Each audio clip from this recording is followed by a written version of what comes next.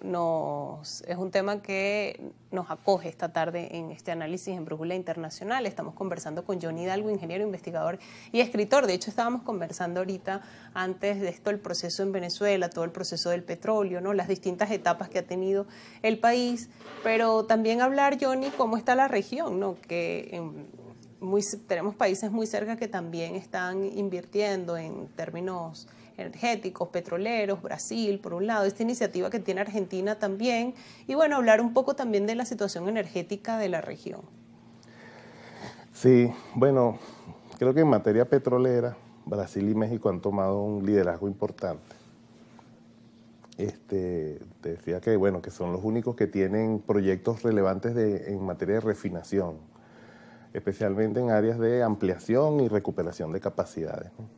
Y, bueno, y Guyana, el tema, tiene un proyecto nuevo de refinería que han anunciado, pero todavía creo que no han avanzado con eso. Y está el tema del fracking en Argentina, creo que lo mencionabas en el segmento anterior, también. Ahora, yo pienso que debemos como darnos más relevancia en cuanto a nuestras propias investigaciones en materia de energía. Porque a veces nos orientamos a pensar en petróleo o a pensar en electricidad y al primero lo vemos como un negocio, al segundo lo vemos como un servicio. Pero no tenemos o empezamos a perder la visión de la energía como tal, que es lo que ocurre en el mundo. O sea, no se puede pensar el petróleo sin las otras formas de energía, y fíjate que ya no se puede pensar las otras formas de energía sin tierras raras, que son una cuestión de minerales, ¿no? Entonces nosotros tenemos una cantidad de investigaciones a las que no les prestamos mucha atención, y eso es a nivel regional, ¿ves? Porque estamos esperando a que la orientación tecnológica nos llegue de afuera. O sea, si de afuera dicen que es por eólico y es solar y es con tierras raras, entonces vamos para allá y en algún momento nos venderán las tecnologías. Eso es historia, ¿no? Pasó en el siglo pasado. Entonces, no es solo energética. O sea, hay un cambio importante en el mundo que tiene que ver con su sistema financiero, con su sistema de relaciones políticas. O sea, hay una transición compleja y no podemos esperar a que las soluciones nos vengan de afuera. Tenemos que vernos hacia adentro qué tenemos y ponerlo en el juego. Porque detrás de los patrones tecnológicos hay un concepto o hay una cosmovisión de lo que debe ser la civilización. Y la transición energética real no va a ocurrir sin un cambio civilizatorio. Por eso es que, aunque aparezcan nuevas tecnologías, el petróleo sigue ahí, porque nuestra infraestructura y nuestra forma de vivir, como dije antes, depende de fuentes transportables, concentradas, tal, ¿no? Que nos permiten a nosotros ser un poco como ellas, concentrarnos en ciudades, ¿verdad? Pequeños espacios, etcétera, etcétera. O sea, nuestra forma de vida depende de la fuente también. Hay una dualidad allí. Entonces, no va a haber una transición sin un cambio civilizatorio. Y en ese cambio no podemos esperar que esas orientaciones nos lleguen. Entonces, tenemos que vernos mucho, ver qué tenemos, qué somos y qué queremos, para que esa transición se dé en los mejores términos para nosotros. Ahora, si Venezuela tuviese perspectiva de lograr esta diversificación energética, de buscar esta diversificación energética, ¿qué potencialidades tiene? ¿De qué manera pudiese hacerlo? Un mapa de camino de cómo pudiese incluir otras formas de energía. Claro, fíjate, te decía lo de la investigación precisamente por eso. En los años 90 alguien publicó un estudio donde se ubicaba que el potencial en energías no fósiles en Venezuela triplicaba las reservas de Venezuela en ese momento. O sea, se refería a energía solar, eólica, incluso geotérmica, aunque hay poco de eso en Venezuela,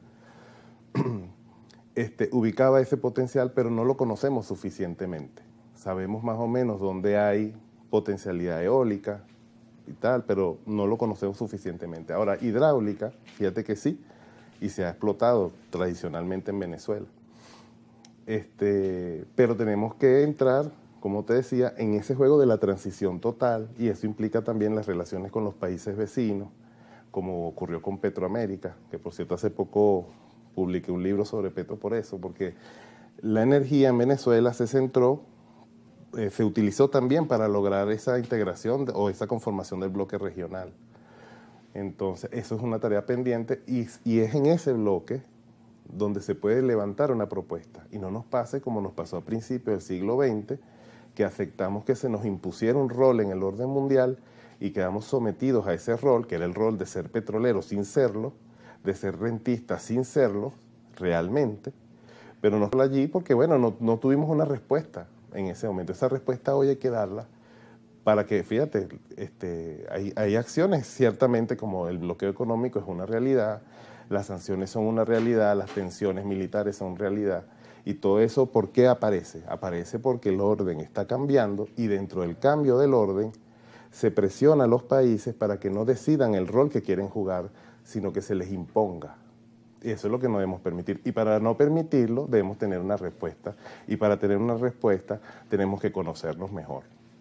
Johnny, tú, bueno, ahorita estás dedicado de lleno al trabajo de campo, pero también eres investigación y tienes, digamos, trabajo escrito sobre el tema petrolero. Entonces, háblanos un poco de esto, porque aquí ya en algún momento nos presentaste Colonia Petrolera, si mal no recuerdo, también es parte de un producto de la investigación que has hecho a lo largo de los años, pero hablar un poco de eso, ¿no? Del trabajo que también has hecho como investigador.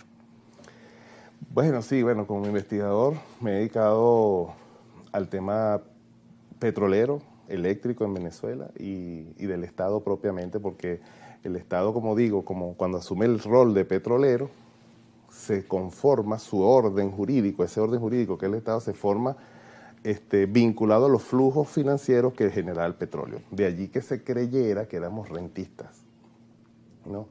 En realidad no lo somos y bueno, como todos tienen su pro y su contra, el hecho de que se nos haya caído la producción nos permite ver con más claridad de que en realidad no vivíamos del petróleo, que había un problema semántico de la forma de decir las cosas, que por ejemplo nos decían el 98% del ingreso del país es petrolero. Sí, Mire, y eso es curioso, porque cuando uno revisa las identidades del país, o bueno, que suelen de alguna manera perfilar a Venezuela como nación, está justamente el de país petrolero, ¿no? Sí. Está ahí enmarcada como una identidad fija e inamovible. Exacto, pero cuando ves un petrolero no crees que es venezolano, ¿verdad? Es curioso.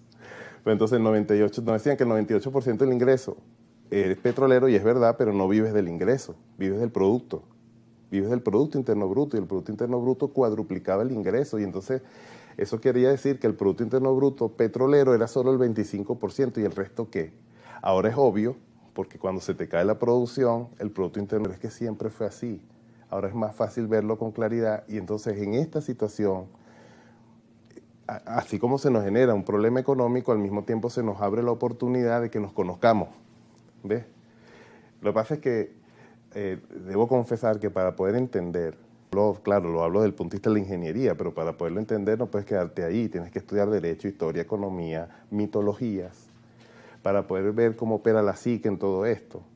En estos días fui a la conferencia de un amigo y decía, oye, hay que poner la psique en juego para entender los fenómenos que en la economía se dan, que en la energía se dan, que en la política se dan. Y eso es lo que investigo en general, es lo que trato de... Pero ahorita mismo me concentro más en Venezuela y la industria petrolera. Porque pasó algo allí curioso, o sea, se nos cae la producción, pero no es fácil de explicar por qué. ¿Ves? Y ahora hay que levantar la producción y tampoco es fácil decir cómo. Creo que se están haciendo políticas acertadas, que bueno, que el gobierno ha explicado y explicará en mejores ocasiones. Y hemos entrado como en una nueva etapa de una manera forzada, precisamente por esa caída, por el bloqueo, por las sanciones, por todo lo que hemos visto. Y en esa labor precisamente de conocernos es muy provechoso además el trabajo que has hecho como investigador y por eso quise dedicar esta última parte de la entrevista a poner sobre la mesa el trabajo que has hecho como investigador que ha estado expresado en Colonia Petrolera y en el libro que recientemente acabas de presentar, Petrocaribe. Entonces, bueno, allí también hay algunas luces, ¿no? Para que la gente que nos está escuchando, si quiere saber, si le interesa este tema, por qué no somos un país petrolero, por qué esa identidad no es tan fija como hemos pensado a lo largo del tiempo, pues allí puede encontrar entonces algunas luces, Johnny. Bueno, tengo que despedir la entrevista, pero muy agradecida de que nos hayas acompañado esta tarde. No, gracias a ustedes por la invitación. Conversábamos con Johnny Hidalgo, ingeniero, investigador y escritor. Aquí nos presentaba un panorama amplio, no solamente de la transición energética, hablamos de distintos temas y por supuesto terminamos en Venezuela y el asunto del petróleo, que siempre es un tema que solemos analizar y tratar en cada una de estas ediciones. Con esta conversación hacemos una pausa y al regreso seguimos con más de Brújula Internacional.